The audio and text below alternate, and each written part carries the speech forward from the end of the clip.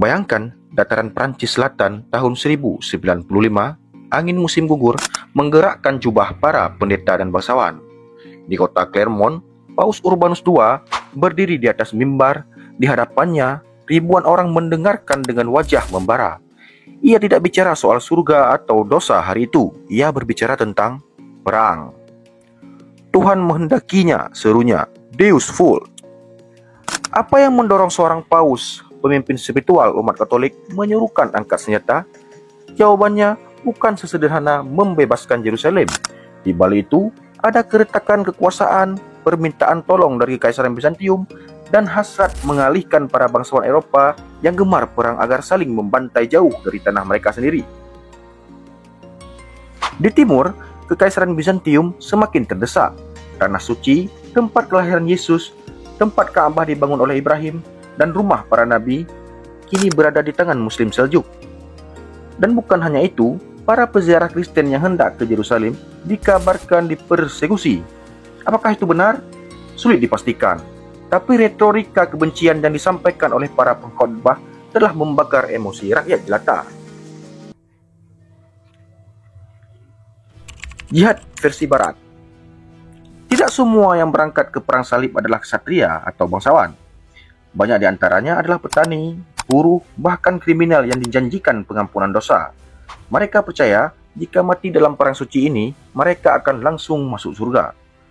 Peter the Hermit, seorang pengkhotbah gila dari Perancis, memimpin ribuan rakyat biasa menuju tanah suci.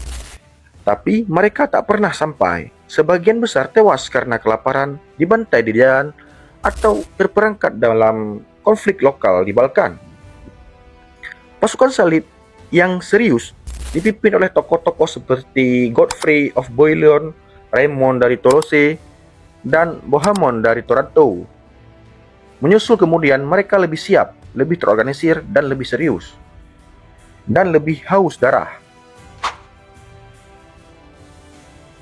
Penghapusan Yerusalem.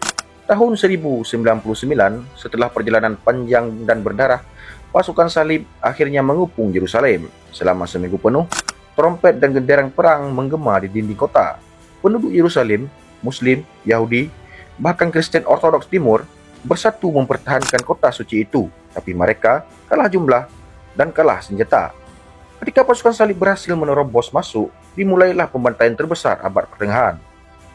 Seorang saksi mata, Fulcher dari Carthage, menulis, darah mengalir di jalanan seperti sungai. Di Masjid Al-Aqsa, darah mencapai mata kaki para prajurit. Laki-laki dibantai tanpa pandang bulu, anak-anak ditombak, wanita diperkosa lalu dibunuh. Beberapa sumber mencatat hingga 70.000 orang terbunuh dalam waktu 2 hari. Di tengah tumpukan mayat dan bau darah yang menyengat, pasukan salib merayakan kemenangan mereka.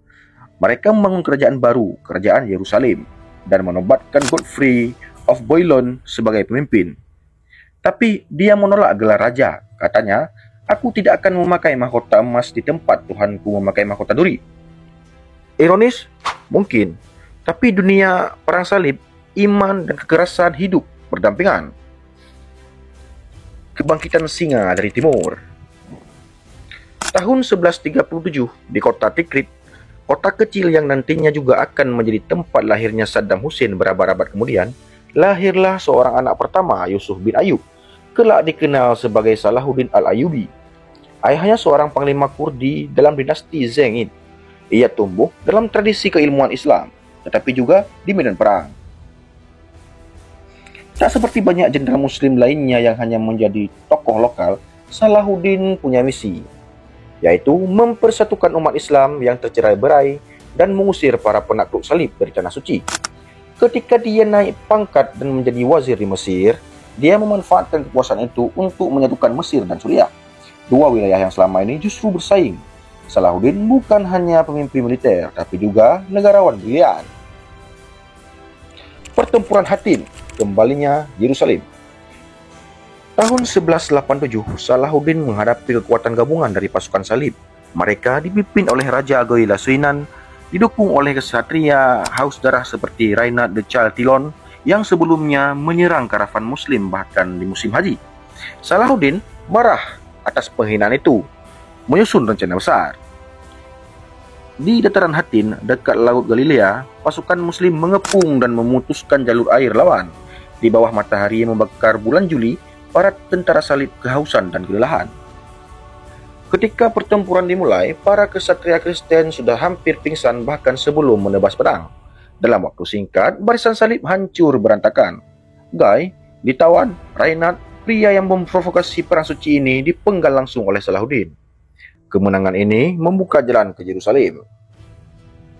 Penaklukan Yerusalem versi Muslim. Berbeda dengan tahun 1099, penaklukan Yerusalem oleh Salahuddin pada tahun 1187 tidak disertai pembantaian. Ya, tentara Muslim menang, tapi warga Kristen diberi pilihan membayar tebusan untuk bebas. Mereka yang tidak mampu dibantu oleh Salahuddin sendiri. Gereja Makam Kudus tidak dihancurkan, relik Kristen tidak dijarah. Bahkan musuhnya, Richard the Lionheart, mengakui Salahuddin adalah lawan yang mulia. Ini momen langka dalam sejarah perang suci. Kemenangan tanpa genosida. Tapi tentu saja, Barat tak terima. Perang salib ketiga, Richard melawan Salahuddin. Setahun kemudian, Eropa mengirimkan kekuatan besar. Kaisar Frederick Barbarossa, Raja Philip dari Perancis, dan Richard si hati singa dari Inggris. Ini adalah perang dua tokoh besar, Richard versus Salahuddin. Pertempuran demi pertempuran terjadi, beberapa dimenangkan Richard seperti pertempuran Arsuf, tapi dia tak pernah berhasil merebut Yerusalem. Akhirnya, kedua belah pihak sepakat damai. Wilayah pesisir tetap dikuasai Kristen, sementara Yerusalem tetap berada di tangan Muslim, tapi terbuka untuk semua peziarah. Itu akhir dari perang salib ketiga, tapi bukan akhir dari tragedi. Perang salib keempat, khianat atas nama Tuhan. Tahun 1202, Gereja Katolik mengumumkan perang salib keempat. Tujuannya resmi, menyerbu Mesir lalu Yerusalem. Tapi para kesatria tak punya cukup dana untuk menyewa kapal. Maka mereka berhutang pada Venesia, kota dagang yang hanya dipeduli pada untung. Venesia punya musuh, Bizantium, kerajaan Kristen Ortodok yang dianggap sesat oleh gereja Barat. Dan yang terjadi selanjutnya adalah pengkhianatan terbesar dalam sejarah kekristenan. Tahun 1204, ribuan pasukan salib masuk ke Konstantinopel. Pusat Kristen Ortodok bukan kota Muslim, bukan kota kafir, tapi kota Kristen. Mereka membakar gereja, mereka menjarah hari suci, mereka memperkosa biarawati di altar, salib dihancurkan, ikon suci dicuri. Kaisar jatuh, kekaisaran Bizantium pecah berkeping-keping. Konsekuensi yang tak termaafkan.